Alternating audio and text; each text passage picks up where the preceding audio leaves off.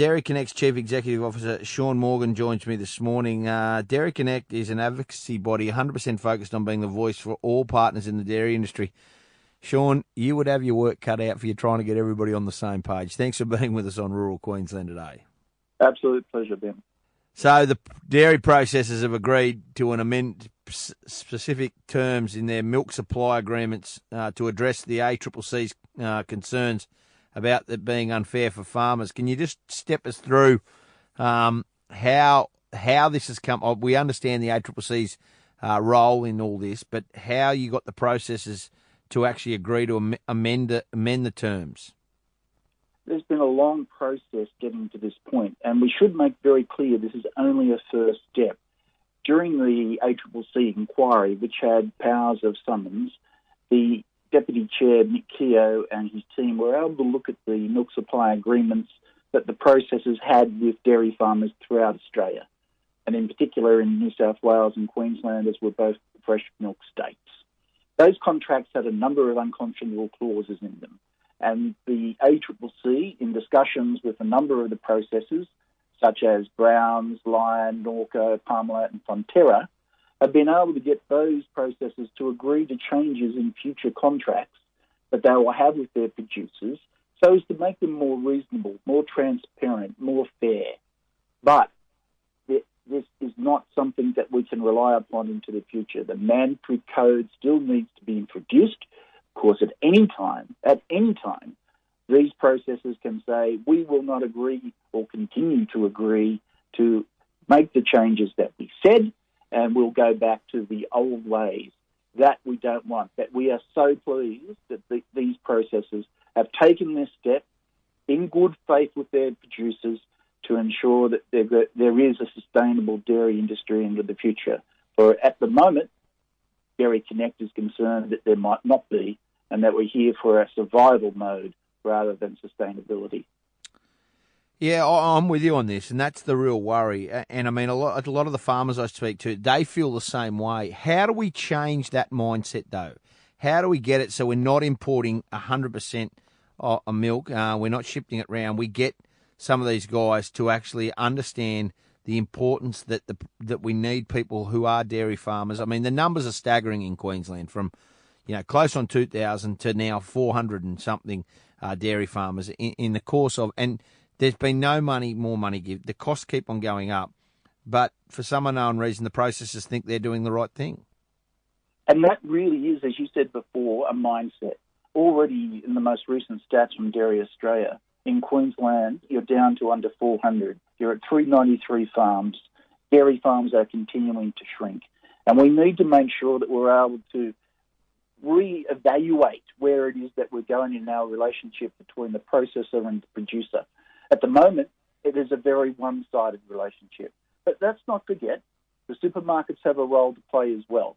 And that's where we need to ensure the processors continue to have strong, robust dialogue with those that sell our produce, nutritious produce, to the consumer on a daily basis, so that the prices at the supermarket can increase across all dairy products, just not milk itself. But we need to ensure that that then flows back down with the agreement of the processors back to the producers. And that's the mindset we need to change. The farm gate price at the moment, Ben, is far too low. It is below the cost of production. Where does it need to be, Shaughn? Where right. And I know that we see it in the beef industry, we see it in so many. What is a sustainable price? Dairy is not alone in this issue. As you mentioned quite rightly, there are other areas such as grain, cotton, wool, all of whom have to be able to meet the costs that they are incurring, energy, infrastructure development, right across the entire board. We would say that there are prices at the moment that are too low. When you're only paying 49 cents per litre, that is ridiculous. It is not sufficient to be able to ensure the long-term growth and sustainability of the dairy industry. It needs to be pushed right up. And that goes back to that question of $1 a litre milk. It's not so much the price of $1 a litre milk, it is that it undervalues dairy produce. It undervalues fresh milk. As you say, everything is undervalued by putting those prices out there to the consumer. Is there a, and you're right about this, I mean, we look at milk as just the one product, and it's probably the major. But if we got some of the byproducts like the cheese and the dairy, and we got some of that other stuff that we know, and try and increase that as a whole package, do you think that would take some of the pressure off some of the dairy farmers instead of just? I mean, we are focused very much on the major thing, which is milk, but there are other byproducts that come out of it that we can create and try and get some greater earn out of. But there is certainly a number of processors out there that do that, small family-owned processors that are on farm. But New South Wales and Queensland are, by their very nature, fresh milk states. And we've got to be able to look forward as to how we're able to increase the price that's currently out there. And that's that robust discussion, that fairness and transparency that we need to have between the processor and the producer. And this decision that 5 of the processors have taken to the ACCC that has been announced just recently is a first step, a good step, a fair step, a robust step to be able to restore the sustainability. But it is only a first step. Yeah, I mean, yes, it is only a first step, but gee whiz, we've got a long way to go. What are you saying to your dairy farmers at the moment? I mean, when you're you're an advocacy group, so you're trying to get everybody together. Are you talking to the processors? Do they understand? Or are they just driven by their sheer profits? Do they understand that if they bleed this to the end, that there'll be nothing here for them? Any business would understand that if they get rid of the supply chain, they're not going to be able to then on sell to a supermarket. So yes, they would realise that they've got to make sure that their supply chain is intact. And we are in discussions, not just with processors, but supermarkets as well, because we do need to be able to advocate strongly on behalf of dairy farmers. But dairy farmers, quite rightly, are getting jaded. They've had inquiry after inquiry, recommendation after recommendation, and this is one of the first times that we've started to see some movement afoot. The voluntary code that was introduced through the Australian Dairy Industry Council failed. It had no teeth. This will fail too if we don't get the mandatory code right. If we don't get a code of conduct that is able to ensure that it has teeth, it has supervision, and it is able to restore that trust, then we won't be able to grow the industry as we want to do. We need to start to increase the amount of milk that each of our states, both New South Wales and Queensland, currently produce, both for domestic use and export. And these are opportunities for us for the future.